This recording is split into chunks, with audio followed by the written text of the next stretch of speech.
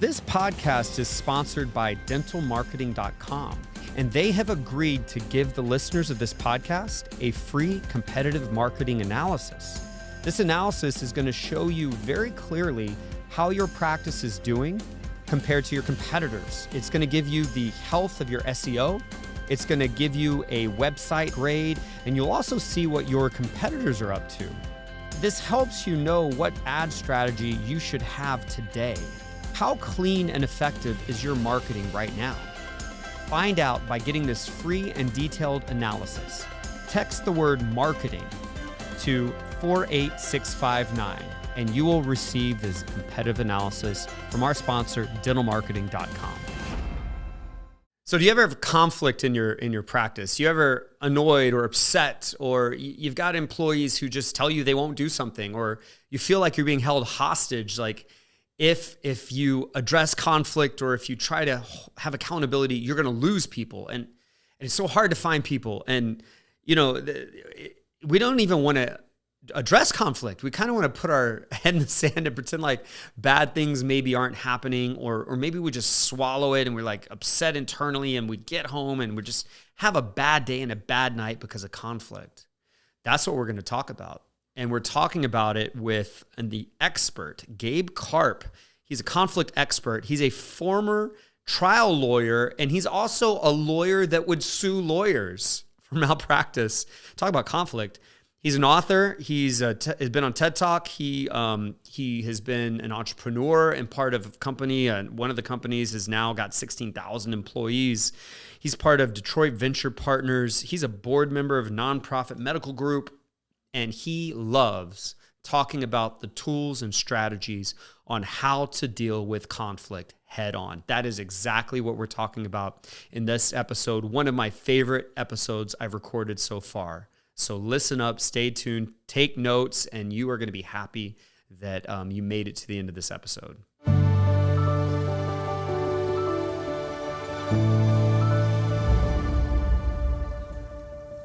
All right. So again, Gabe, welcome. Thank you for joining us. After that introduction, I've been so excited to actually meet with you because one of your areas of expertise is a hot topic in dentistry. It's been hot for maybe decades, and that is conflict management, conflict resolution. And your take on conflict is enlightening. It's refreshing. While so many other people talk about, well, how do I avoid conflict and how do I make sure we don't have conflict or problems? Your take is much different from that. So before saying any of that, again, I want to thank you for joining us. And could you please, for just a few little sentences here, so for those of us that are listening that have never heard of you before, could you give us kind of the spiel on who you are, where you come from, and what you do? Sure. First of all, thanks for having me. It's great to be here. And my journey into conflict, and I call it healthy conflict, began as I was a trial lawyer.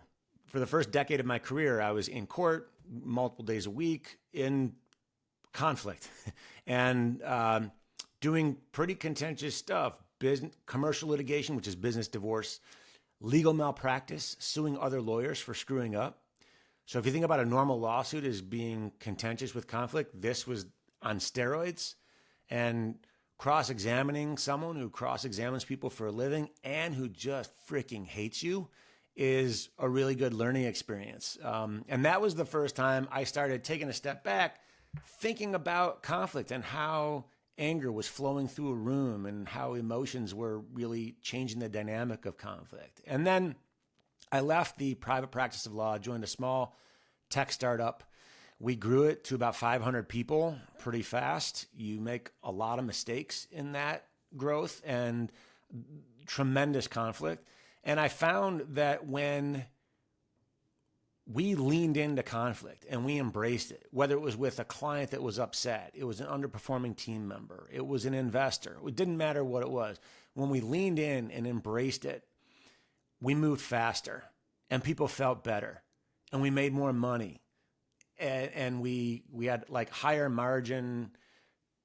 Performance issues were addressed without drama. People actually got better And I would say I can already think of many people who achieved a much higher optimal version of themselves because we were sort of forcing that on everybody. And what I found is that I was very comfortable with conflict because I was a lawyer. I was a trial lawyer. I enjoyed it. We could probably psychoanalyze why, but I found that so I was immediately running right to these conflicts, and the people around me were very uncomfortable with it. And I didn't even realize that at first. And in fact, my lack of awareness made people even more uncomfortable. Then once I kind of realized that, the only thing I could think of is I need everyone around me to be more comfortable with conflict because we need to move faster for business. And we don't have time to accommodate dancing around or tiptoeing around things because of sensitivity issues. And I spent a lot of time working with people, saying things to people to get them comfortable with the conflict. And it worked. And it was repeatable. And people would come to me and say, hey, like you said this thing a couple months ago and it's really stuck with me and I use it all the time. And now I don't mind having these difficult conversations. So that's kind of how I got into this space. And then going from the tech startup world to a successful exit to venture capital, dealing with board level issues and financings, I found that it didn't matter if you were in the courtroom or the boardroom or even like the parent-teacher conference or the Thanksgiving dinner table. It's the same conflicts playing out over and over again, and there's no difference. The setting may change, the names may change, your attire, your uniform may change, but the conflict itself we all deal with the same crap. Yeah. So, okay, we gotta dive into this. So, when I think about, all right, I'm gonna go straight to a dental office. I'm a dentist. I'm kind of burnt out by the stresses and the conflicts of managing people. On one hand, I've got like a problem with turnover. I'm scared to lose people because it's so hard to replace them. On the other hand, I'm not happy with their performance. And, it just seems like I have to do so much by myself when I have other people do it. They're not meeting my expectations so often, or they can't do it as well as I need them to do it. Or sometimes I just wonder if they're just have ill intent and I can feel hostage. I can feel like a hostage in the situation where the performance isn't good, but I can't afford to lose someone, but I almost feel like I can't afford to even keep them either. And I'm just walking around on eggshells because I don't want to upset anyone any further than what we already have going. And there's always seems to be drama, whether it's something important or something as dumb as it's too hot or it's too cold. Every day is just a new amount of drama that hits me as well. All right, so I think I just described a typical day in a dental office from the dentist owner's perspective. So, can we dive into that a little bit? You're the conflict expert. I've heard you say things like, well, you already said we should lean in to conflict. I've heard you say things like conflict is not a bad thing. You've also said don't focus on flawless execution and that there can be a gap between what we expect and what actually happens, and we need to be accepting of things. So can we dive into that a bit? Yeah. Absolutely. Let's just start out with the understanding that healthy, well-run organizations, dental practices, anywhere, have conflict. It is inevitable that those conflicts come up. The unhealthy organizations pretend that that's not the reality. And then the organization or the culture, and it can be a culture of like an office of 4 people. The culture is a conflict avoidant culture. Don't say anything that's going to upset somebody. Don't be impolite. I take a very different tact. My approach is be kind to people. And here's an example. Let's talk about conflict. Let's say right now on this podcast, it's video. If I had food in my teeth and I'm not looking at myself and you see that, or even worse, You're talking to me backstage. I'm about to walk out and present to 500 people, and you see that I have food in my teeth. If you don't tell me that and let me go out there, that's mean. That's like an unkind thing to do to somebody. So let's take it out of food and teeth. Oh, it is a good dental example. You just tell me to floss. But let's say that you have a hygienist who's doing something you don't want them to do, or they're not doing something you do want them to do. And you don't tell them. And instead, you just sit there and are just mad about it. And then you're afraid to tell them. And then what you're doing, though, is you actually have valuable information that would really help this person. And out of and I don't mean you, Scott, you're a nice guy, but just collectively you, out of a sense of being kind and polite, you deprive this person of the opportunity to be aware of what they're doing, and you deprive them the opportunity to correct it and grow. That's not nice. So if we approach it not from being polite to being nice, it changes the dynamic. You want to tell someone, hey, look, like there's a problem here, and I want to give you awareness to it so you have the opportunity to fix it. And here are some ways I think you can fix it. So let's back up for a second, because that's a hard conversation to begin. Like people are like, okay, that's great, but I don't want to walk up to someone and say they have a bad attitude. Like they'll just tell me they have a good attitude and then turn it around on me, and then it go from bad to worse. So instead, you can open up any conversation with, hey, I think you're being perceived in a way that you don't want to be perceived. Or I have something I'd like to share with you that I think would be really helpful for you.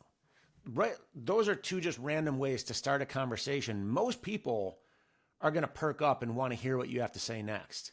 Very few people are going to say, screw you, I don't want to hear it. And very, very few people are going to think that. So once you have their attention in that way, number one, they're prepared to hear something that they know isn't going to be the greatest news, but they also are prepared to hear an opportunity for them to improve and do something better and be better. And it was interesting. So instead of saying you have a bad attitude, where it immediately triggers them into being defensive and counterattacking the attack they felt they just got, right? You're saying, I think you're being perceived by people sometimes in a way that you don't want to be perceived. You don't intend to be perceived that way. And now that's almost like, it's not attacking them. It's almost like a friend saying, hey, I need to give you this heads up. You've got some food stuck in your teeth. Did I say that correctly? Yeah, exactly. And part of that is, and I kind of skirted over it, but yeah, you shouldn't say anything that imposes a belief or a feeling onto someone else. Meaning, like, I would never tell someone what they think or what they feel, because they're immediately going to know in their head I'm wrong. Yeah. Because they're not going to want to acknowledge that. But so let's take a bad attitude, for example. Listen, I think you're being perceived in a way you don't want to be perceived. For example, the other day when so-and-so was talking and you cut her off, that gave the impression that you weren't interested in anything she has to say. But I know that's not true. I think you're a great person who is interested in what other people have to say, but the perception is that you didn't. So, like, there's no more supportive way to approach that. Yeah. And you're telling them, don't freaking cut people off. Yeah, and if we don't tell them, and that goes on and on and on, that person eventually gets a label. People then just are triggered by that the next time they do it again, and it just spins out of control. And what you're doing is you're putting out the little spark before it turns into a fire that then becomes raging. Right. So instead of you don't care about other people's time, it's, hey, when you show up late to the meeting, that gives the impression to others that you think your time is more valuable than theirs. So when you do this thing, it causes other people to think this about you. But I know that's not true. You're not like that. Yeah. Yeah. That's awesome. That's amazing. I wonder, though, if we step back a bit, would you agree with me that sometimes we have unrealistic expectations of people? That maybe our internal conflict is almost an unreasonable thing to begin with? that is a source of a surprisingly high percentage of conflict. um, and I use the analogy of don't get mad at penguins. I've talked about this before, but let me explain what that is that you can avoid a lot of suffering in life if you stay out of the gap between our expectations and reality. Because in that gap, that's where a great deal of suffering is. And that's your expectations of maybe someone on your team that isn't performing the way you want, or it's a personal relationship. I mean, again, to me, it doesn't matter if you are in a dental practice or you're in a boardroom or, you're you're like some kid's little league game. Like it's the same dynamics that play out. So the hard part is, so I say, don't get mad at penguins because they can't fly. And people are like, what the hell does that mean? Like, well, what that really is, it's a lesson in acceptance. We should accept people's limitations, even though, and we should not expect them to do things they're not capable of, even though we may like really, really want them to. And the hardest part is to recognize that they actually have a limitation, because most people assume that the others they're dealing with don't have limitations. So I say, take a penguin, for example. Like, what do you mean a penguin can't fly? It's a bird. It's got wings. It's got feathers. And birds with wings and feathers can fly. Well, but penguins can't. Like, flight is literally beyond their ability. And we can choose to get mad at that, or we can accept it. And I've talked to people like one-on-one, and they'll tell me about something that someone else does. It always pisses them off, makes them upset. And I said, yeah, but this person, have you considered the possibility that they're not capable of behaving in the way you want? And then they'll rattle off all the reasons why they are capable. What do you mean they're not capable? They're smart, actually very witty. I've heard them tell funny jokes like this and that. And someone who's smart and witty in these areas, they would have to have the awareness in the area that I need them to have awareness in, or they would have to have this ability. And my response is, no, they don't have to. And you're saying that because you really want them to, but getting mad at them for this thing, that's like getting mad at a penguin because it can't fly.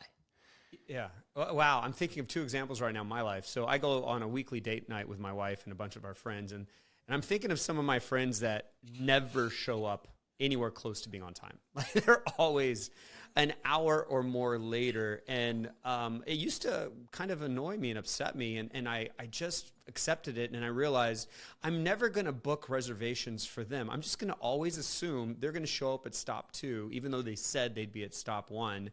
And, they may not know any different, but oh my God, it sure did improve my life. And I wasn't upset every week when they didn't show. I almost laugh about it now. That's who they are, and it doesn't bother me. I also think about an employee I've had who was so good at their job, but not great at talking to people. And I had him in a position that required both, be good and talk to people. And I was actually told by multiple other people in my organization, we need to let this person go. But I was like, God, they're so good. Maybe we need to put them in a position where we don't expect them to be good at talking to people. We put them in a position where they're focused merely on their strengths, and the gap that we have, isn't going to impact us negatively. So would you agree with me then that, if we can have a penguin, we need to accept it and put them in a position where we're not damaged by what they're lacking? Although sometimes we need a bird to fly, and we realize we have a penguin, and it's nothing against them, but we don't have a job. We don't have a role for a penguin. We need someone flying. Yeah. So by the way, those are two phenomenal examples, especially with the friend who's late, because the suffering ended when you just accepted the reality. Yeah. And it was my suffering. It wasn't even theirs. It was mine. Yeah. They don't suffer. Yeah. And I mean, it sounds so simple. It's common sense. So many people never even get to that acceptance, because they're pissed off. It's like, this is rude. You realize your friend, they're not making a choice to be late and make you upset. That's just who they are. That's how they've prioritized. Some people may be watching this, but wait a second, the guy can decide one day to be on time. And the response to that is yes, the guy can decide. But for the past 100 times, he hasn't. Yeah. So it would be irrational for us to expect that out of the blue, this guy's just going to change. Now, by the way, that guy actually might change one day, but until then, I wouldn't expect it. The team member who is so great in this one area, but is not good talking to people, once you accept that that is who this guy is, now you can make an informed decision of what you want to do about it. And you had the luxury, and by the way, many of us have this luxury, we don't realize it. You had the luxury of say, all right, I'm just going to change his role. I'm going to change things around. So I'm going to play to this guy's strengths and play away from his weaknesses. And I'm not going to put him in a position where he has to fly when he can't fly. But if you get to the point where you say, well, yeah, okay, but for this particular position, I need this bird to fly. Well, okay, well, if you got a penguin there, that will never happen. So you need to replace that penguin with a bird that can actually fly. And you make informed decisions and you make them dispassionately. Yeah. So what's interesting here, where my brain's going is like step one is we need to make sure our expectations are reasonable. And step two, though, says, well, what if they can fly? But they don't. Every now and then they make a mistake. It's not great flight every time. So now that's talking about this whole concept that you've said, don't focus on flawless execution. So I've got a bird that can fly, but they're not flying perfectly every time. Do I engage in conflict? Do I get upset? Could you talk about that? Sure. The flawless execution piece is, I think it's best to actually approach this from a 180-degree angle different. So let's think about ourselves. I mean, most organizations, particularly bigger ones, the culture is they honor flawless execution above all else. And any mistake or misstep, it's frowned upon and it's seen as a badge of shame. And the problem with that is that all organizations are run by human beings, and human beings are imperfect. We are not flawless. The nature of the human condition is that there are flaws. Now, there's nuance. Quality execution is very important and should and must be honored. But because we're humans, mistakes are inevitable.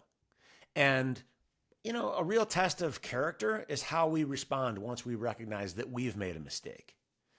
And in organizations where flawless execution is honored above all else, when somebody makes a mistake, they're going to be really motivated to keep it covered up for as long as possible. And that's like, there are so many bad dominoes that fall after that point. We don't have to get into it. But so staying on the viewpoint of us, let's talk about character for a minute. When we make a mistake and we recognize it, that's an opportunity for us to demonstrate our character. And the culture of our organization can either lend itself to people having strong character, or it can push against that and cause people to want to cover up mistakes and not be accountable. So that's from our perspective. Now let's go back to you're the leader and you've got someone on your team who's made a mistake. You want to have a culture, and the culture is top down, from leader down.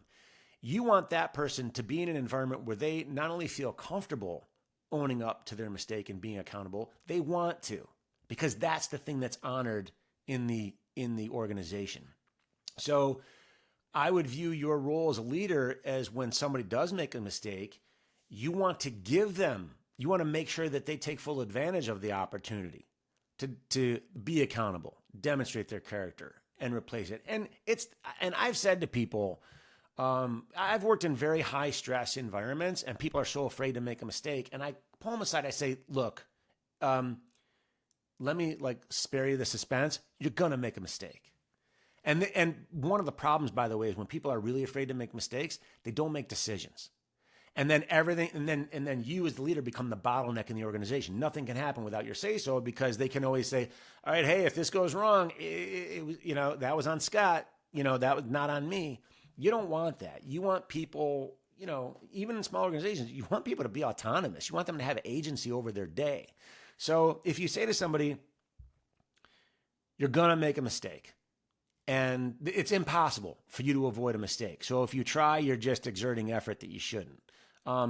Try not to make a mistake, but know that when one happens, tell me about it, like immediately. And let's minimize the damage from that mistake, and let's use it as an opportunity to learn where we can maybe I need to learn. Maybe we need to change some process here that makes it easier for you to not make that mistake in the future.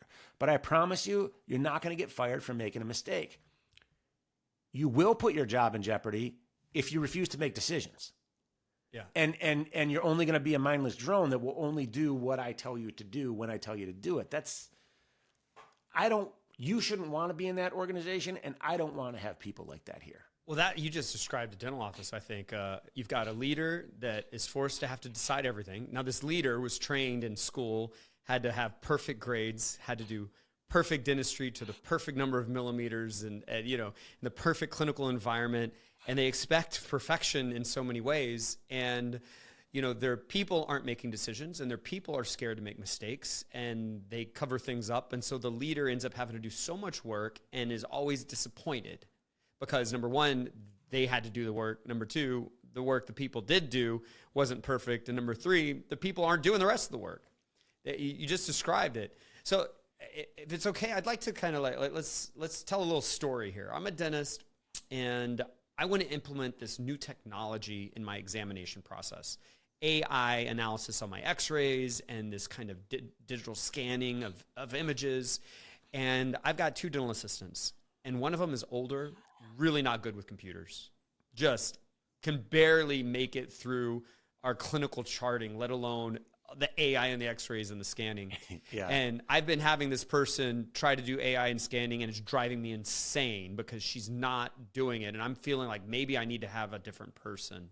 And then I've got another person that can do it, but they're in the hygiene department, and they're not in the correct department for this. And so in this story, if I follow what you've said, I'd be like, okay, maybe I need to switch them, right? Maybe I need to put the person that's naturally good at this into doing that job, and the one that can't, have the penguin over in the penguin department where they don't have to fly. And then the person now that's doing it, that can fly, makes mistakes every now and then. And instead of being upset, I maybe need to be curious, and I need to be supportive of their mistakes becoming moments where they can bring it and talk about it and have accountability with themselves. I can honor that, but also they can teach me because maybe I don't know something. Maybe the mistakes are a result of something that we as a company should address or fix, that we're making it harder for them to be as flawless as we would hope. Did I say all of that correctly? You did, and there's a lot to unpack in a couple different angles of that. So it's worth digging in. Yes, you said that right. And a lot of it depends on the details of the dental practice and who you've got and what's going on. I mean, I'm a strong proponent of, it's always great to have a written job description of a hygienist. Okay. And you want to hire for that, and that's great. But once you get somebody in and you know this unique person's set of skills and weaknesses, I'm a proponent of let's modify the role around the person. There's the old adage of like, forget about, just get the right people on the bus. Once they're on the bus, then you figure out what seats they go into. So when it comes to a culture of accountability and candor, it's like, that's so important. So there are mistakes people are going to make that they're not really going to be a learning opportunity. They're just a mistake. And sometimes they're a bad mistake. Yeah. And you, as the person running that practice, you need to know about that as soon as possible. So you got to create some safety for people to come forward and say, raise their hand and say, I screwed up. And they're not going to do that if they don't feel safe. So you got to tell them. Now, here's the hard part. There aren't many of them, but there are things people can do. There are mistakes people can make that like mandate immediate termination on the spot. I don't know. They scream at a patient. Yeah, they do something totally unacceptable. Like, yeah, you can't work here. You got to go now. But that's a small number of things. You want to make sure that people feel comfortable. And when there is a bad mistake, that it's not really a great learning opportunity, I would actually use it as an opportunity to like reaffirm a person, especially if they're talented. And you can say to them, hey, look, this thing happened. This is bad. And when you don't yell at them, I use what I call a shopping list voice. I probably don't have time to get into that, but you can imagine the tone of voice you use when you convey a shopping list to somebody. I'm going to the store. You want me to get anything? Yeah, eggs, milk, sugar. It's dispassionate. Tell them the thing they did was bad. And if there's no lesson to be gained from it, I would say to them, let's not sugarcoat this. This is bad, but you're not bad. You're actually like a great person who's got a great future ahead of you if you want it. And my hope for you is that this mistake is like the turnaround point in your career, and that 6 months or a year from now, we'll look back on this and say, yep, really screwed that up back then. But ever since then, like, she's been executing like with a great attitude, delivering stuff on time, making patients like all these things. And there was a mistake. And it was just, that mistake is just part of your success story. That's what this can be. And if you say that, you're just creating a really supportive environment where people are going to do their best to give you their best. Because that's all, that's at the end of the day, that's what you want. Yeah. Wow. What about, though, I'm an owner, I want to implement something new. I want to implement changing how we schedule patients. And I've got 2 veterans on my team, and they're like, no, that's not going to work for these reasons. We're not going to do it. We don't want to do it. Or even worse, they're silent. They don't say anything, but they are not going to do it. It's not being done after we've agreed or I've commanded that like this is the new thing. That's a conflict. It's not a mistake. It's it really is head to head in some ways, like my way or your way. Let's duel this off here. What do we do here with this? So let's say you got someone who says, look, I've been scheduling this way for you for the past 15 years. It's fine. We don't have to change. And this new stuff, that's going to be hard for me. And I just don't want to do it. I would kind of dig into the issue with that person. I mean, it depends on personality, but I would say, all right, let's pretend for a moment that this is actually really important to me and that I want to change the way we're scheduling. Because, and then you list the reasons why you actually want to make the change. Presumably you don't want to make a change just for the sake of changing. There's some improvement. So I would point those out. What if this new way of scheduling actually makes things more efficient, or or I don't know what, like it ties into like the text messaging thing where the patient gets a text message the day before the appointment, say, just a reminder, and it reduces our no-shows, and you just list whatever those benefits are. They're going to need to respond to that. And if you notice, I started that by saying, let's pretend. And the reason I say that is that you want to pull people out of having to be defensive or confrontational. You're creating a hypothetical. Yeah. And you're sort of removing the stigma of being a person who's engaging in conflict. You're just having a hypothetical conversation now. And that frees us up. Now, I would also say that you may want to institute something, I call them like regularly scheduled debrief meetings, or if you already have too many meetings, just carve out 10 minutes for your team to get together, 10 minutes a week, where it's like, okay, our job right now is to call out problems, get things off our chest. You are not doing your job if you remain silent. And what you're doing is you're making the initiation of conflict a job requirement. And when people know that, okay, that at 3:00 today, we're going to have that meeting where they're going to think about things to come up. They're going to want to say things at that time, because part of the discomfort a lot of us have is we've been like socially engineered to avoid conflict. Like we soften bad news. We sugarcoat feedback. When we were kids, we would say, if you don't have anything nice to say, don't say anything at all. So there's like real stuff going on in our brains that prevent us to make us shy away from conflict. When you flip the script, somebody no longer is worried about being stigmatized because they're always the one raising problems. Instead, it's a 180. And the people who remain silent, they feel the social pressure. They're stigmatized because they're now the dead weight that everyone else is having to drag along as we look for solutions to problems and we continually seek improvement. It's not a big deal. Like, it literally could take 10 minutes a week. And if you've got issues you want to solve, it's so worth it to spend that 10 minutes a week. Bad news will surface faster in your organization. You will encourage people, and not only you'll motivate them and empower them to spend a few minutes thinking, how can I improve this? I want to come up with something good in that meeting. I want to be the one that brings out the nugget. Like, hey, do you realize that the way like these billing codes are stored, like all these years, it's like really inefficient?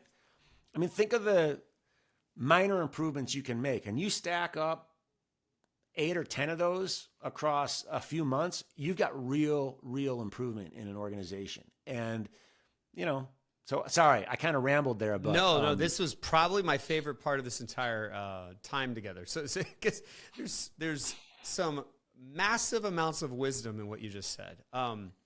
If number one, if it's pre-scheduled, people know it's coming, and maybe we won't get flooded with things in between the meetings because they know we have time carved out for it. So now, like, that kind of takes some of that stuff off our plate in the middle of the week. Second, if they're bringing it to the group and we have a culture that says, hey, we're going to talk about it and this is going to be a positive result, it's almost like they're not going to let it bubble up and become something ridiculous and irrational, especially not in front of their peers.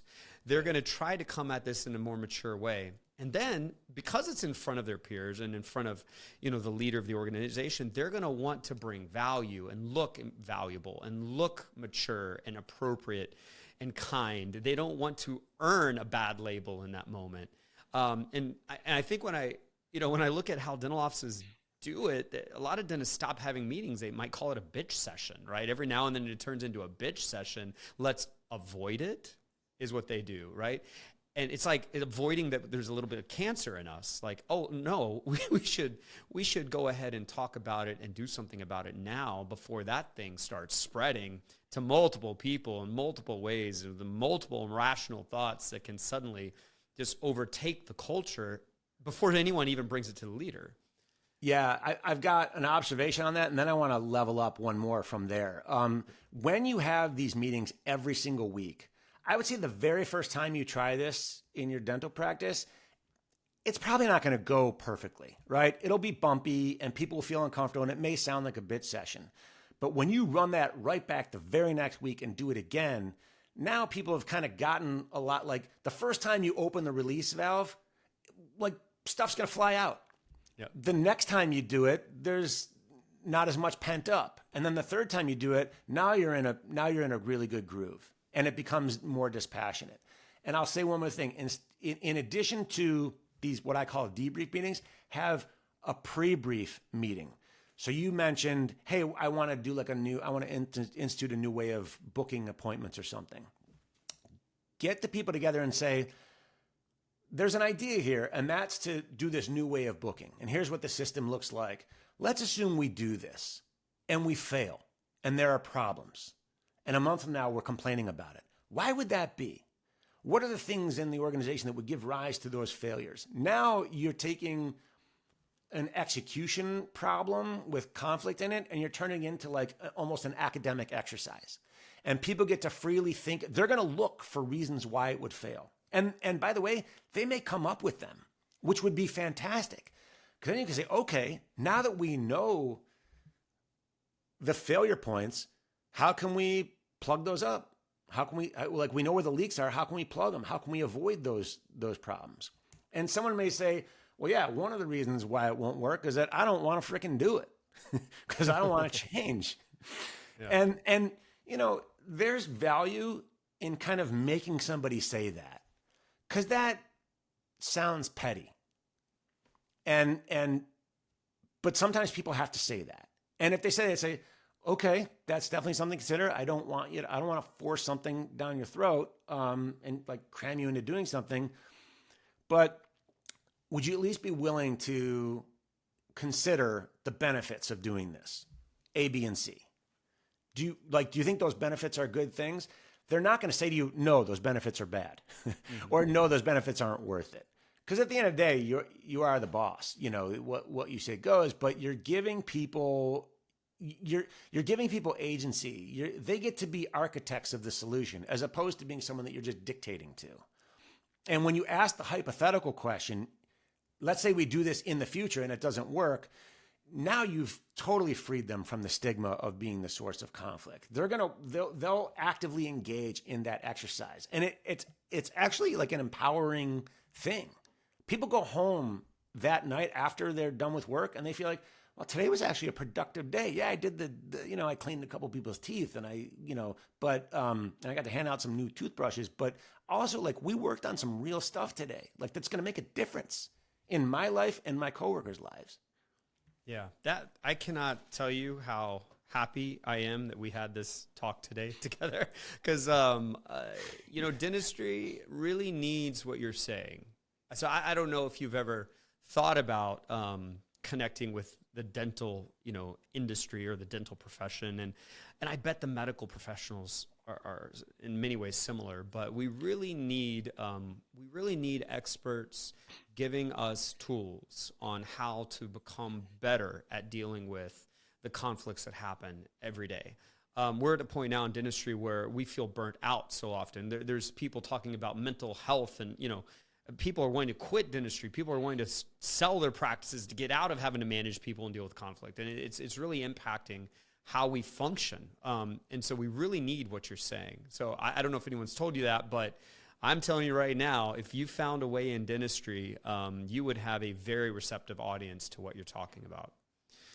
Yeah, I have done it in the medical side. I've spoken to hospital systems in their annual meetings, and I'll just kind of lump dentistry and medicine together. People, when you put doctor in front of people's names, in order to achieve that degree, there are things you need to go through that maybe have some undesirable impacts on your ego. Yeah. And there is I have found that there's a resistance to changing from my way or the highway. There's comfort in that, especially when people came up in a system where they had to kind of be hazed for a while and they put in their time and like, well, yeah, that's just how it works here.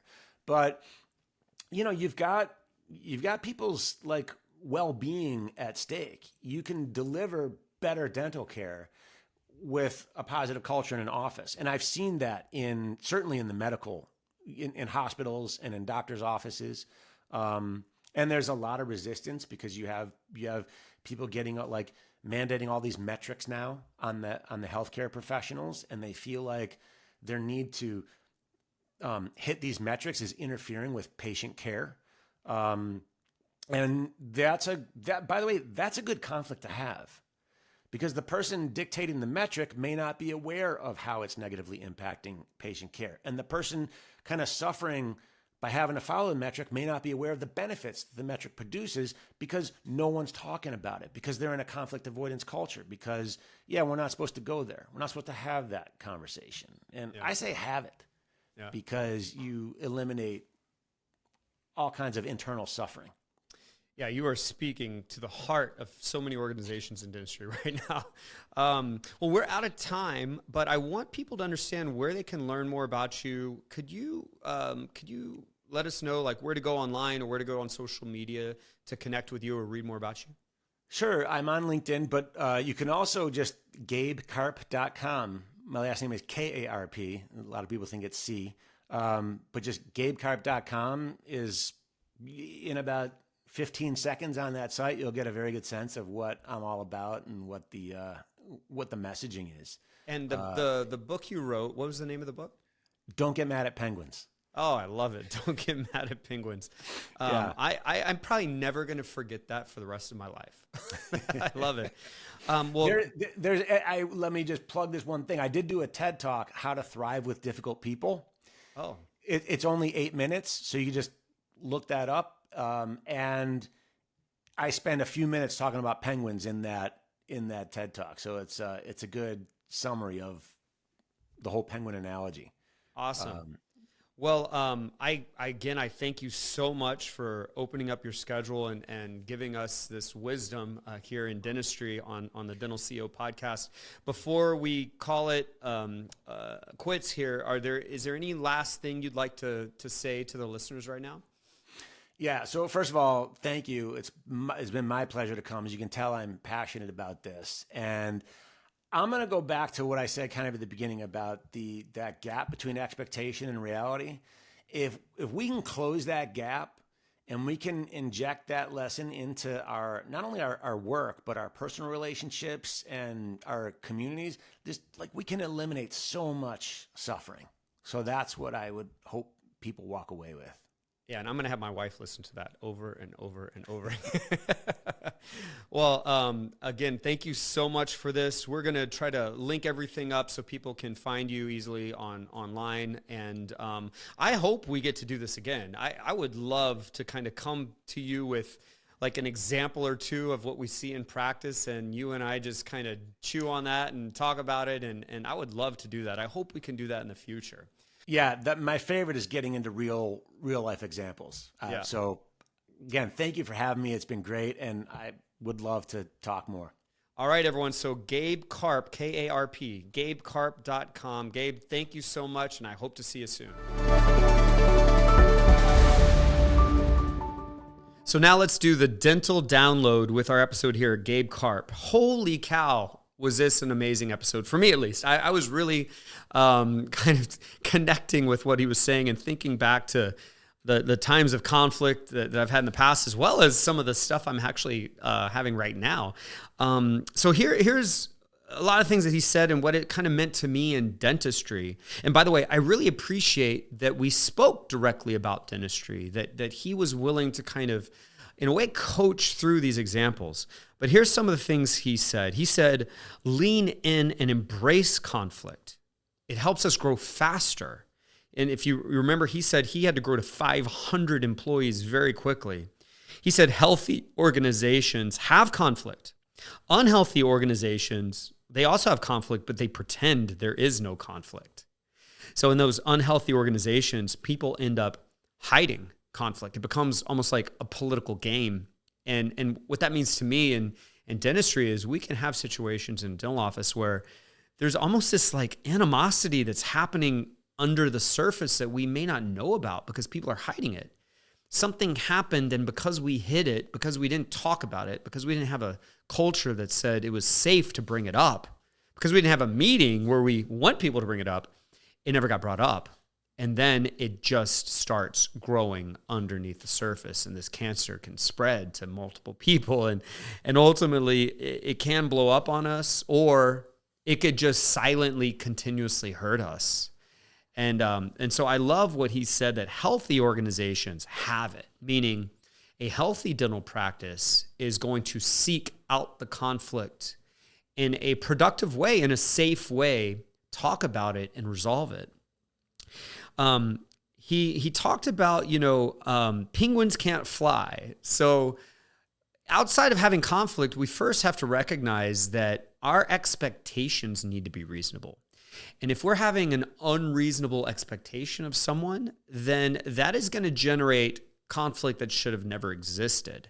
Like if we expect all birds to fly and we look at a penguin and say, we expect you to fly, but they can't. We can't, that's not going to work. If we have an employee who is unable to do something we wish they would do, we have to recognize that and own that and make a decision on what to do about it, instead of having the expectation they can actually do it.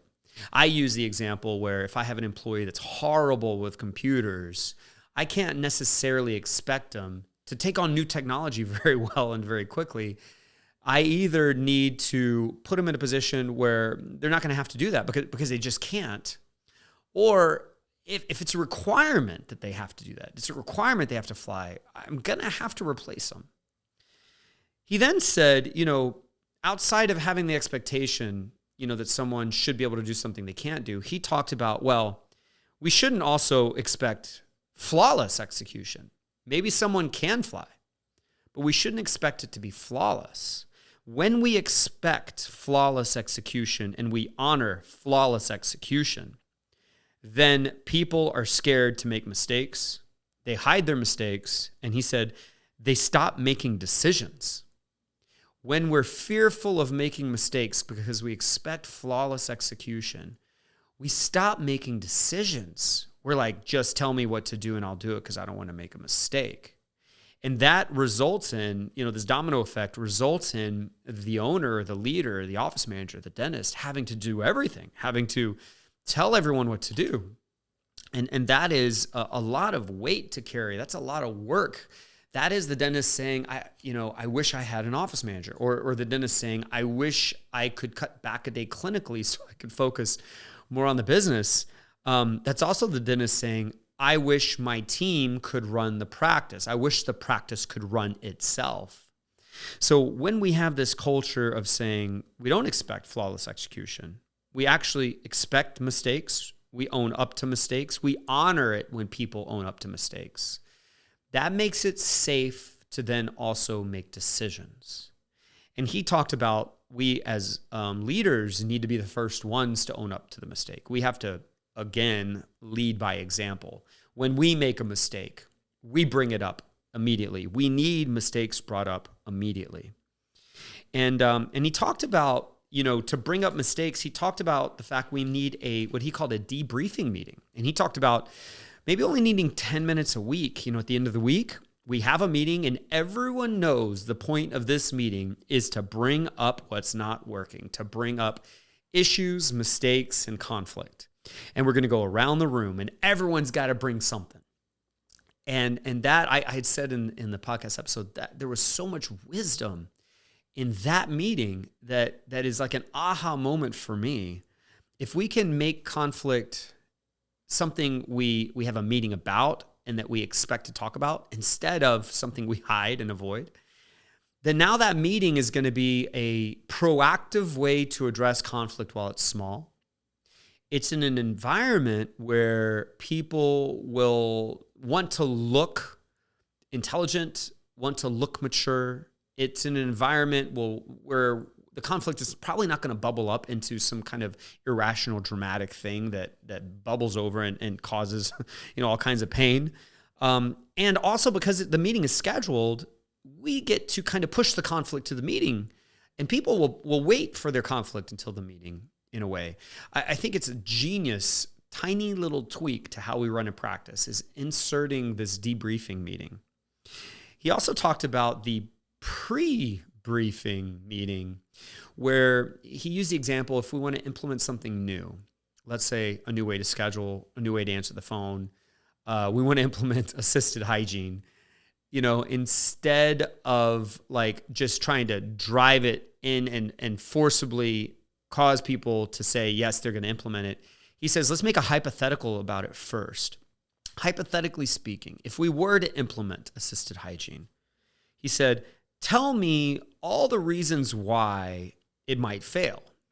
Hypothetically speaking, what might cause it to fail?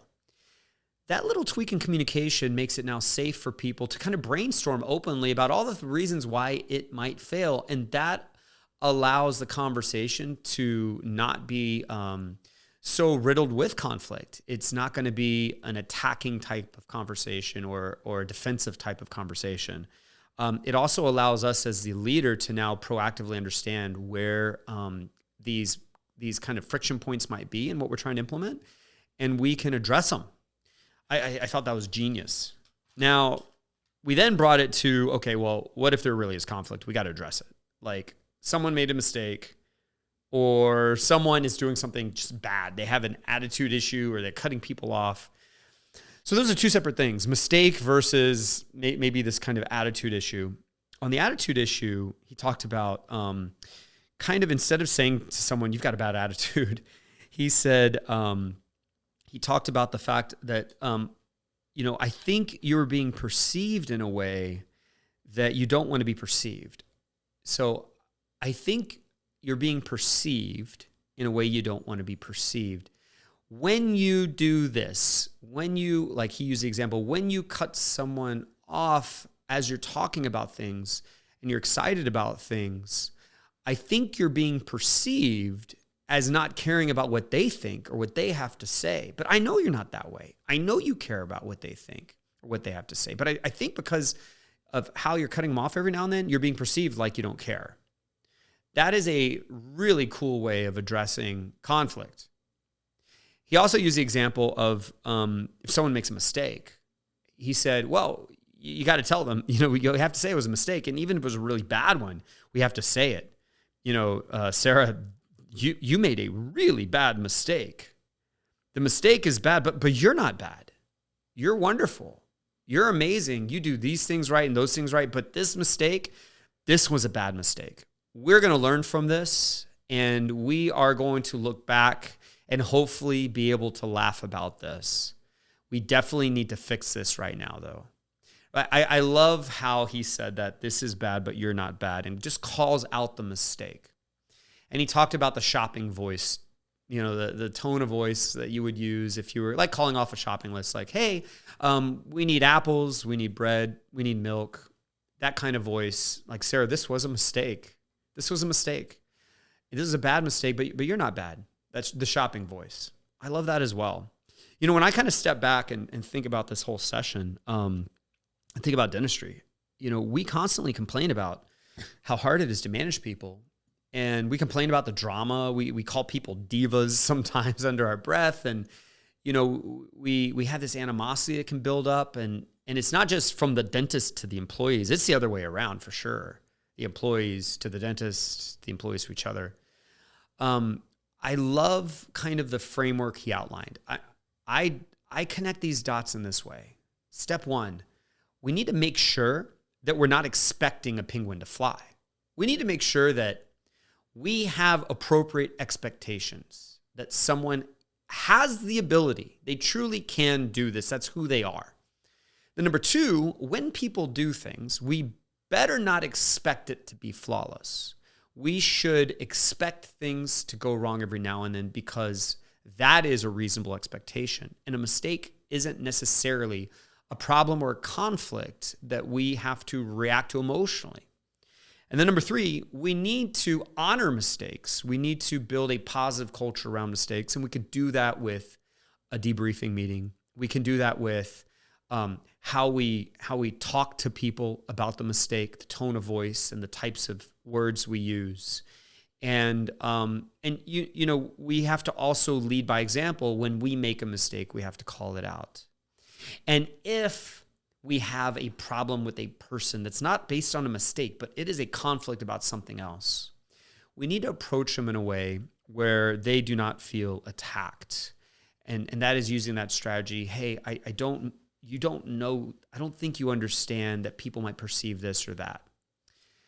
And all of that means we're being nice. We're being nice to our people. We're not letting them walk out on stage with some food in their teeth. We're not letting them become someone that gets a label as rude or cutting people off. We're not treating them so harshly that they're scared to make a mistake or scared to make a decision. We are being nice, and we are now a leader that has a team that feels safe to make decisions, that feels safe to call out problems, and that also doesn't feel attacked when they might have been part of an issue. I hope that if this is speaking to you, this episode, that you listen to it and take notes and try to use a strategy this week. Try to use something he talked about this week. And I would love to hear back from you, either on the comments or send me a message on Instagram. I would love to hear back from you, your story of did it work or what was it like? I might even want you on the podcast telling the story. So try something he said. Tell me what you did and what happened, and let's all benefit from these stories. All right, I hope this was valuable for you. We've got these episodes dropping every week. Make this part of your weekly habit, driving to work or working out. Hear our episode once a week. Please subscribe and please leave a review if you can. Help us if you can. If you feel like this is valuable for you, we would really appreciate it. And until next time here, this is Scott Leune on the Dental CEO Podcast.